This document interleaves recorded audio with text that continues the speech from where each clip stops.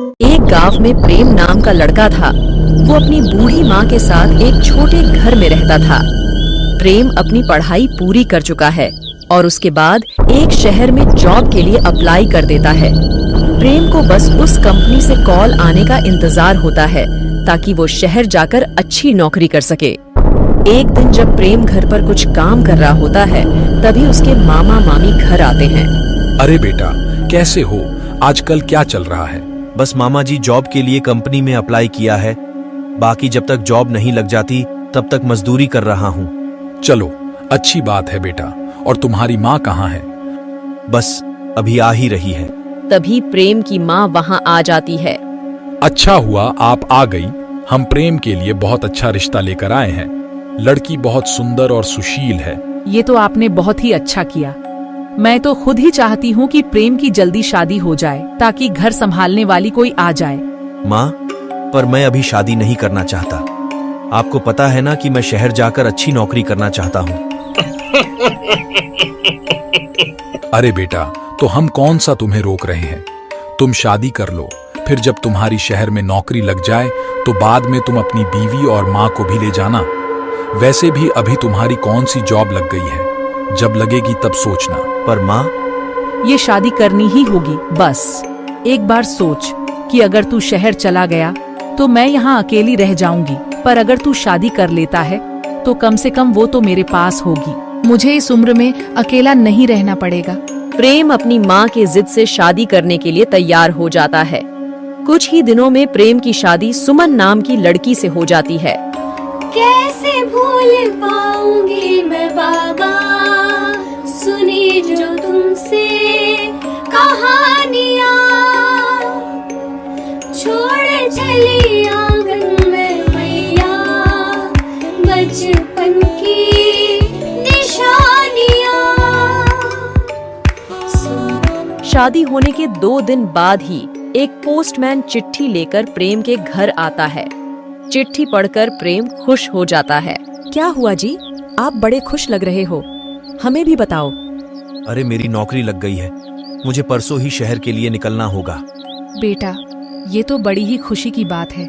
प्रेम और उसकी माँ इस खबर से बहुत खुश होते हैं, पर सुमन बड़ी उदास हो जाती है। अभी तो हमारी शादी हुई थी, अभी हमने एक दूसरे से ठीक से बातें भी नहीं की और आप जा रहे हो। ओह सुमन, अब तुम इतने खुशी के मौके पर ऐसे उदास रहोगी तो मैं शहर कैसे जा पाऊंगा? मैं कब से इस नौकरी के इंतजार में था। 2 दिन बाद प्रेम शहर के लिए निकल जाता है।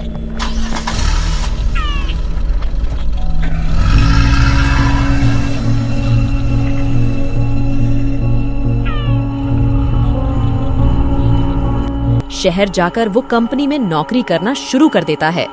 कंपनी की तरफ से प्रेम को एक फ्लैट भी मिलता है। प्रेम इस कंपनी में मन लगाकर काम करता है। एक दिन प्रेम को काम करते करते काफी देर हो जाती है और वो अकेला ही ऑफिस में काम कर रहा होता है। अचानक उसे वहाँ किसी के आने का एहसास होता है।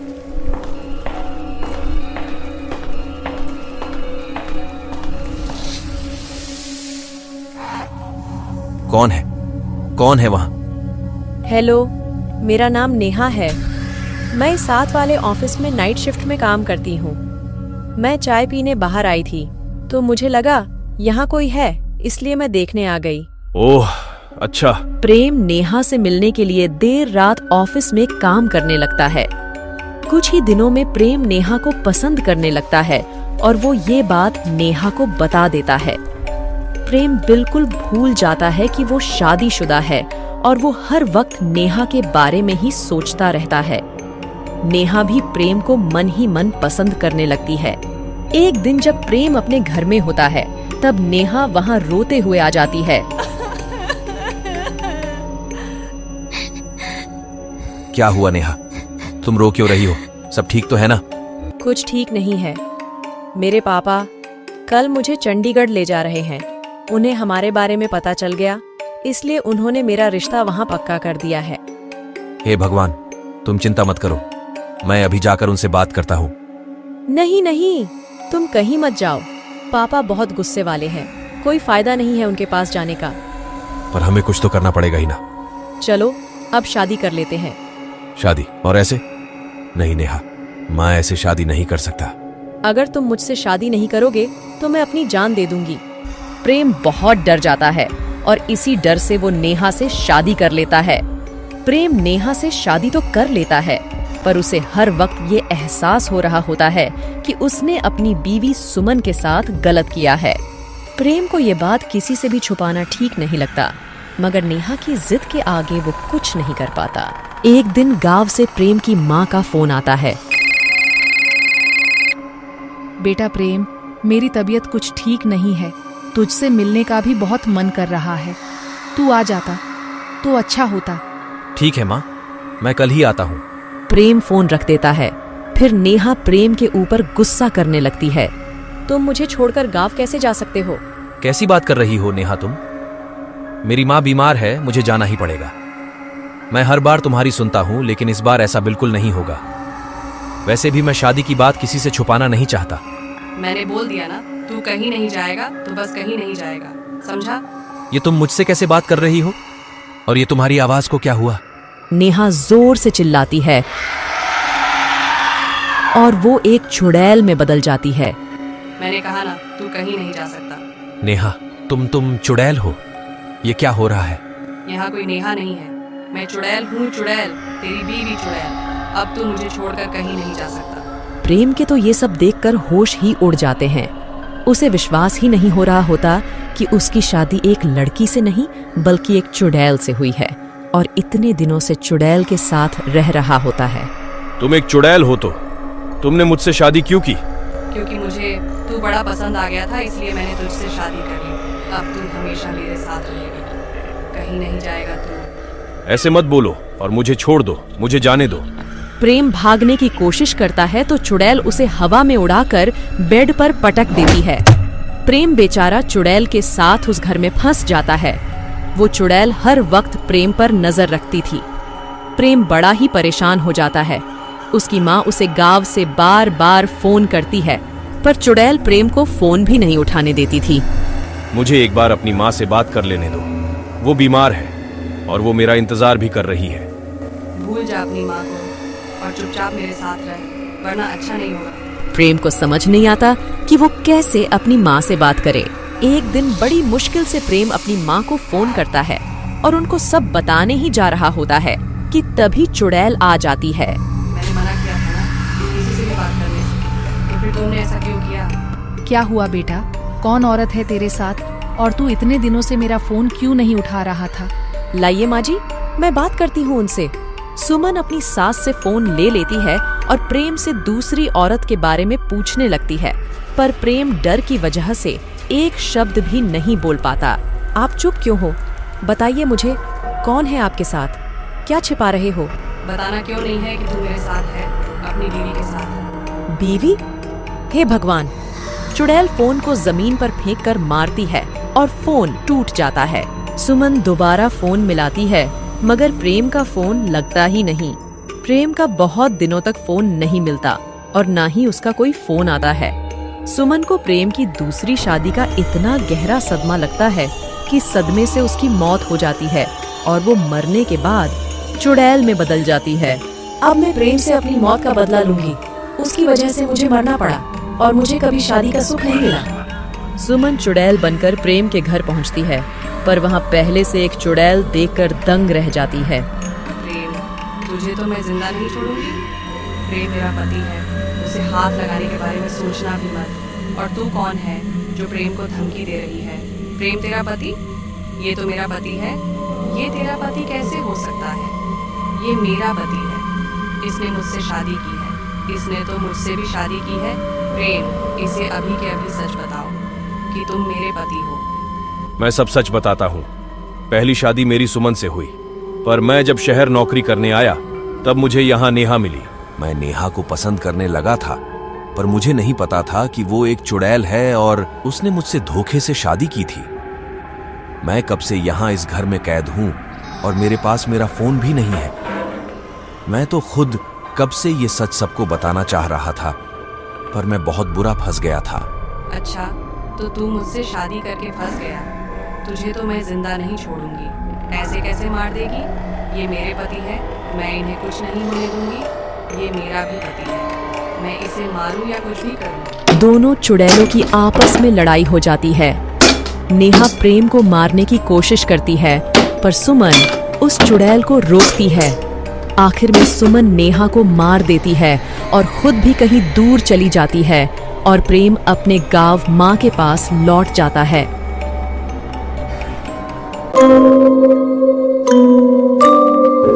एक बार लता अपने मायके से ससुराल आ रही होती है। वो सुंदर से कपड़े और गहने पहने हुई थी। वहीं पास में रास्ते के किनारे एक बरगद का पेड़ था, जिस पर एक चुड़ैल रहती थी। अरे वाह, कितनी अच्छी परफ्यूम की खुशबू आ रही है। इस समय कौन आया होगा इस रास्ते पर? जो भी है, चलो एक बार चलकर देखा तो जाए। अगर खुशबू इतनी अच्छी है तो इंसान कितना अच्छा होगा।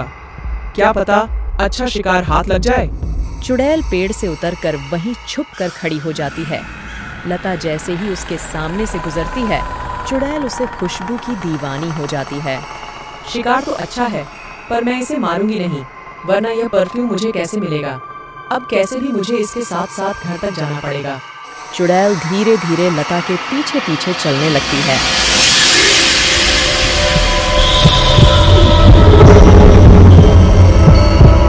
मुझे ऐसा क्यों लग रहा है जैसे कोई मेरा पीछा कर रहा हो।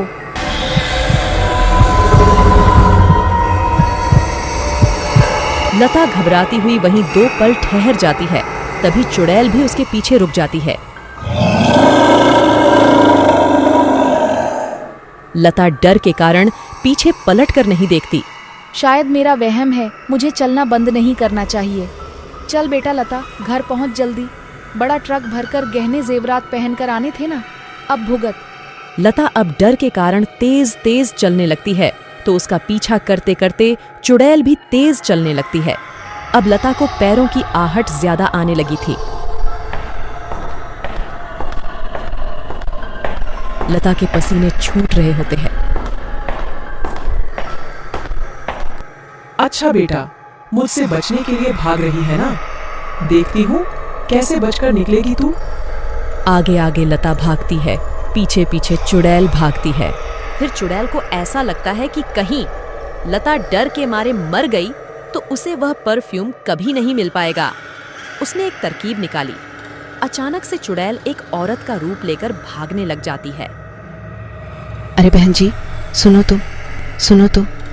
लता उसकी आवाज सुनकर रुक जाती है।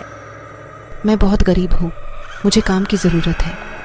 कृपा करके मुझे काम दे दो अपने घर में, तो मेरा भला हो जाएगा। तो अभी तुम ही मेरे पीछे पीछे भाग रही थी क्या? हाँ, आप भले घर की लगी तो मैंने सोचा आपसे कुछ मदद मिल सकती है, पर आप तो रुकने का नाम ही नहीं ले रही थी। कब से आपको आवाज़ दे देकर तो मेरा गला ही खराब हो गया। आपने तो डरा ही दिया था मुझे लगा कोई चोरो चक्का है मेरे पीछे। अच्छा चलो, अभी रात काफ़ी हो गई है।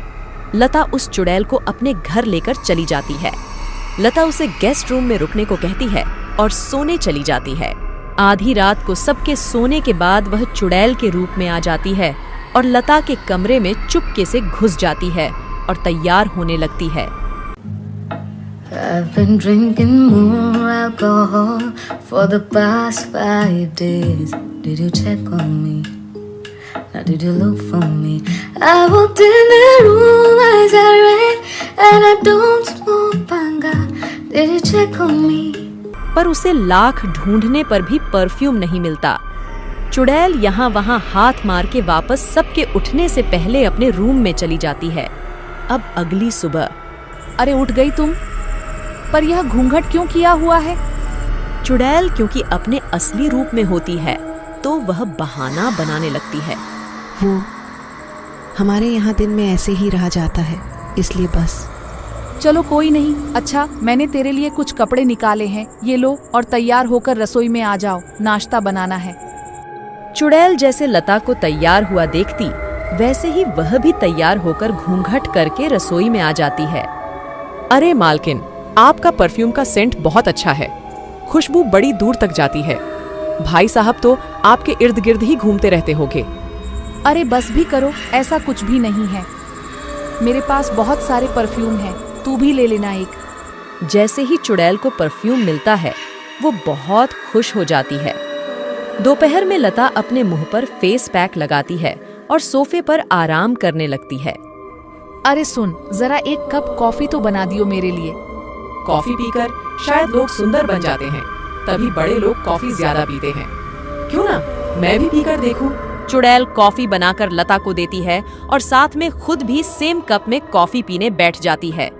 जिस तरीके से लता बैठी होती है, चुड़ैल भी उसे कॉपी करने लगती है। हर दिन चुड़ैल लता की तरह तैयार होती। कुछ दिन ऐसे ही बीत गए।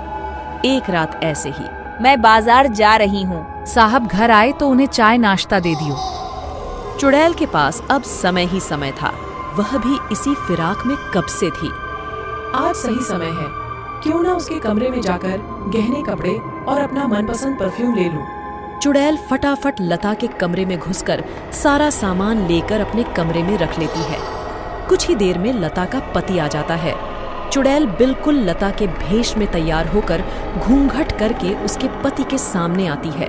अरे लता, आज तुमने भी उस लड़की की तरह घूंघट किया हुआ है। क्या चक्कर है? कहीं तुम्हें फिर से नई बहू बनने का शौक तो नहीं लग गया? अरे वाह, इसने तो मुझे बिल्कुल नहीं पहचाना। लगता है मेरे हाव भाव भी बिल्कुल लता की तरह है। हाँ, वो बस ऐसे ही। आज मेरा मन किया तो मैंने कर लिया। आपको अच्छा नहीं लगा क्या? अच्छा है, बहुत अच्छा है। मैं जा रहा हूँ आराम करने। लता का पति अपने कमरे में चला जाता है। इसका खुद का पति नहीं पहचान पाया तो कोई और क्या पहचानेगा? क्यों ना मैं यहाँ हमेशा के लिए रुक जाऊं और इस लता का ठिकाना लगा दूं। चुड़ैल घर के बाहर कुछ दूर बैठ जाती है। वही लता का इंतजार करने लगती है। कुछ देर बाद लता उस रास्ते पर आती है। अरे तू यहाँ क्या कर रही है? अच्छा, शायद बैग लेने आई होगी। तू मेरा कितना ध्यान रखती है। तभी चुड़ैल से अपने जादू से उड़ाकर जंगल में ले जाती है। अरे तू पागल हो गई है क्या? ये क्या हरकतें कर रही है और मुझे यहाँ इतनी जल्दी कैसे ले आई? चुड़ैल अपना घूंघट खोलती है। क्योंकि मैं एक चुड़ैल हूँ और कुछ भी कर सकती हूँ। लता बन के दिखाऊं? एकदम से चुड़ैल लता का रूप ले लेती है और जोर जोर से हंसने लगती है। लता यह सब देखकर दंग रह जाती है और फिर चुड़ैल अगले ही पल अपने असली रूप में आ जाती है। फिर चुड़ैल लता को घने जंगल के अंदर बनी भूतिया गुफा में छोड़ आती है और खुद लता का रूप लेकर उसके घर में रहने लगती है।